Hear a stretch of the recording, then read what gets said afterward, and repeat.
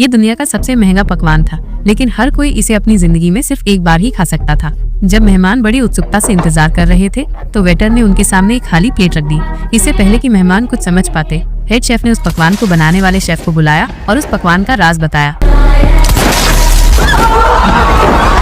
ये सुनकर सभी मेहमानों के होश उड़ गए, लेकिन तभी शेफ ने 3 सेकंड के लिए मौन रखा और फिर उस शेफ को एक सफेद कपड़े में लपेटकर रसोई में ले गए। 15 मिनट के बाद गर्मा गर्म और खुशबूदार बीफ स्टीक की थालियां मेहमानों के सामने परोसी गईं।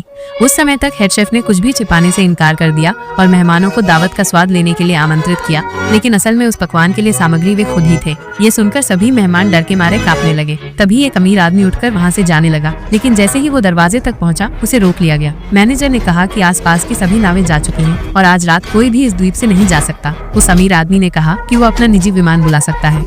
With which hand, Mr. Lieber? What? Choose what?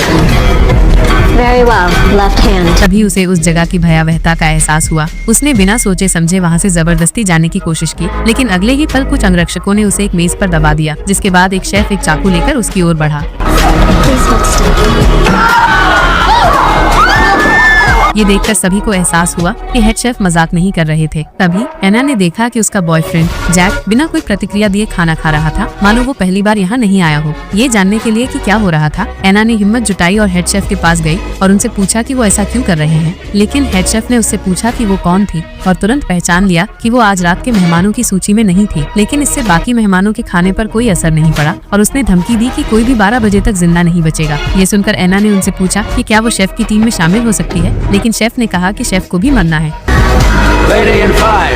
Yes, chef. I love you all. We love you too, chef. तभी एना को एहसास हुआ कि वो अपने बॉयफ्रेंड जैक के जाल में फंस गई थी, क्योंकि वही उसे इस खराब जगह पर लाया था। कुछ मेहमानों से ये सहन नहीं हुआ। उन्होंने कुर्सियों से खिड़कियां तोड़कर वहां से जाने की कोशिश की, लेकिन ये सब बेकार था, क्योंकि कांच मेड इन इंडिया था और इसे तोड़ा नहीं जा सकता था। जब हेड शेफ ने सभी को विद्रोह करते देखा, तो वो धीरे धीरे एक अमीर आदमी के पास गए। वो आदमी वहाँ का नियमित ग्राहक था और पिछले 5 सालों में 11 बार यहाँ खाना खा चुका था। हेड शेफ ने कहा कि वो उसे जाने दे सकते हैं, लेकिन उसे पिछले 5 सालों में उसके द्वारा खाए गए किसी एक व्यंजन का नाम बताना होगा। लेकिन उस आसान से सवाल का जवाब देने में भी उस अमीर आदमी को काफी समय लगा। ये साफ था कि हेड शेफ ने उसके लिए जो पकवान बनाए थे, वे उसकी नजर में सिर्फ सामान्य खाना थे, कुछ भी खास नहीं। ठीक उस मिशेलिन रेस्टोरेंट के निवेशक की तरह जो कला को नहीं समझता था। अचानक उस अमीर आदमी को पंख लगाकर हवा में लटका दिया गया। ये देखकर एक और मेहमान ने पैसा देकर वहाँ से जाने की कोशिश की, लेकिन उसे जल्द ही अपनी गलती का एहसास हुआ, क्योंकि जिसे हवा में लटकाया गया था वो दुनिया का सबसे अमीर आदमी था, जिसकी संपत्ति सबसे ज्यादा थी। अगले ही पल सभी की खौफजदा नजरों के सामने उस अरबपति को धीरे धीरे पानी में डुबो दिया गया और वो दर्द में इस दुनिया से चला गया। जब सभी मेहमान पूरी तरह से निराश हो गए, तो हेड शेफ ने अचानक सबके साथ एक खेल खेलने का प्रस्ताव रखा और सभी को बाहर बुलाया। उसने कहा कि पुरुषों के पास भागने के लिए 45 सेकंड है। जैसे ही उसने ये कहा, एक डरपोक आदमी सबसे पहले जंगल की ओर भागा। मेहमानों को पहले लगा कि वे बच सकते हैं,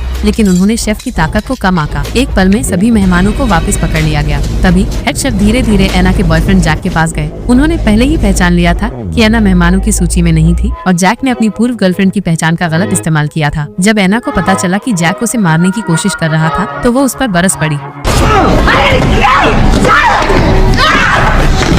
लेकिन ये लड़ने झगड़ने की जगह नहीं थी। जल्द ही हेड शेफ जैक को रसोई में ले गए और उससे दही के कबाब बनाने के लिए कहा।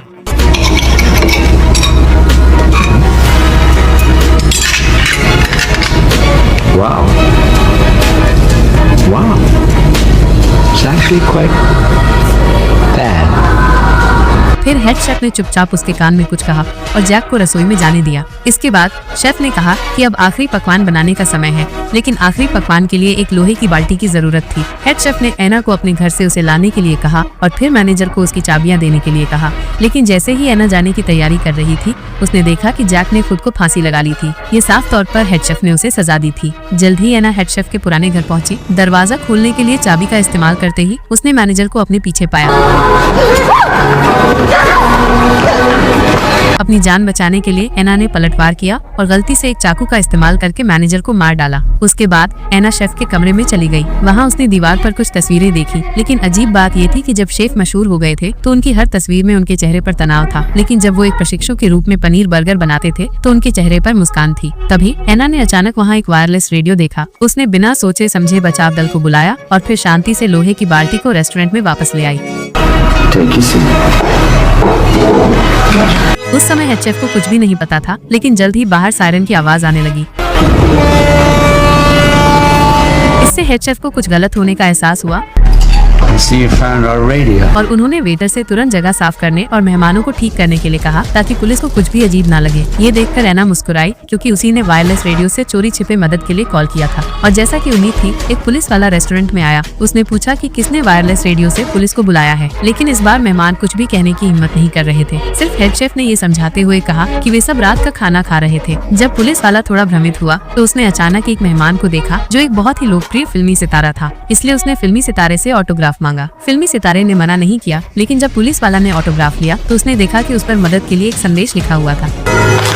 Hands on your head, everyone, now. ये देखकर सभी मेहमान उत्तेजित हो गए और शेफ पर उन्हें फंसाने का आरोप लगाने लगे। उन्होंने पुलिस वाले से उन्हें बचाने की भी गुहार लगाई। सभी ने हेड शेफ की तरफ उंगली उठाई, लेकिन अगले ही पल पुलिस वाले ने एना की मेज पर रखी मोमबत्ती पर बंदूक तान दी। फिर पुलिस वाला माचिस लेकर रसोई की ओर चला गया। So in the kitchen, we all work together and nothing works at all. तभी सभी को एहसास हुआ कि पुलिस वाला सिर्फ हेड शेफ द्वारा आयोजित एक शो था। इस समय हर कोई पूरी तरह से निराशा में था, लेकिन एना अभी मरना नहीं चाहती थी। उसने हेड शेफ की उन तस्वीरों के बारे में सोचा जहां वो मशहूर होने के बाद भी दुखी दिखते थे, लेकिन जब वो एक प्रशिक्षु के रूप में पनीर बर्गर बनाते थे तो उनके चेहरे पर मुस्कान होती थी। एना ने अपनी जान जोखिम में डालने का फैसला किया और तुरंत खड़ी हो गई। I don't like your food. What did you say?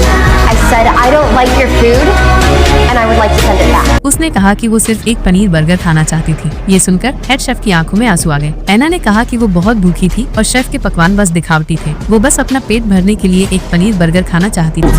You're still hungry? Yes, I am. How hungry? Starved. We can do a cheeseburger. A real cheeseburger. Not some fancy deconstructed apple bullshit. A real. अगले ही पल chef को अपने प्रशिक्षु वाले दिन याद आ गए और वो एना के लिए रसोई में पनीर बर्गर बनाने लगे।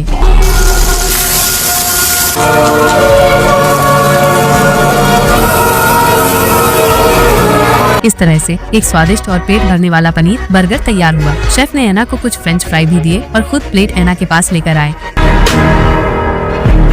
जब उन्होंने एना को बर्गर खाते हुए देखा तो वे बहुत खुश हुए।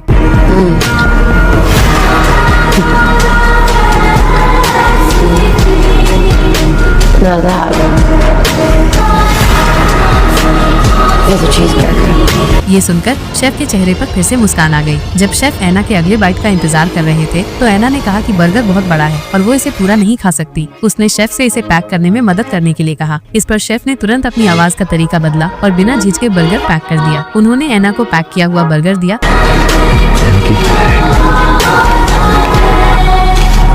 और बिना पीछे मुड़े रेस्टोरेंट से चले गए। उसे यकीन नहीं हो रहा था कि सिर्फ एक बर्गर ऑर्डर करके वो मौत के मुंह से बच गई थी। बाकी मेहमान इतने किस्मत वाले नहीं थे। उनके ऊपर ब्रेड क्रम, अंडे की जर्दी और क्रीम छिड़क दी गई और उन्हें कैंडी फ्लॉस वाले कपड़े पहनाए गए। जैसे ही वेटर ने जमीन पर शराब छिड़की, उन्होंने मेहमानों को चॉकलेट की टोपियां पहना दी। The most offensive assault on a human palate ever contrived. अगले ही पल हेड शेफ एक लकड़ी का टुकड़ा लेकर रेस्टोरेंट के बीच में आए।